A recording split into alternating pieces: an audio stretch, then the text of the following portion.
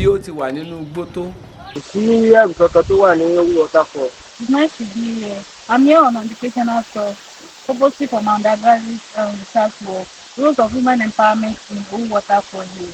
My experience here was actually nice. A ò tí ì rí kí ẹranko búburú kan tàbí àwọn ènìyàn ibi kan kí wọ́n pàdé àwọn tó wá tàbí kí wọ́n wá ṣe ìjàmbá fún yàn. Gbogbo àwọn tí wọ́n ń lọ láyọ̀ náà ni wọ́n sì ń bọ̀ láyọ̀. Though the road was not okay, my experience was nice, the water was nice. Next time I definitely come with my friends. Kò dẹ̀ sí pé bóyá kidnapper wà níbẹ̀, kò sí ajínigbé kan tí ó lè máa disturb èèyàn bẹ̀.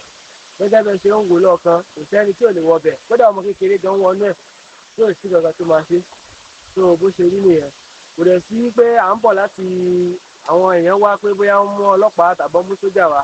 Àwa gangan ni a máa mọ bí àwa ní tour guide wọn, kò sẹ́ni kankan, kò sí àwa gangan ní security tó máa lead wọn débẹ̀. Ó dẹ̀ ní sí problem. Thank you for listening.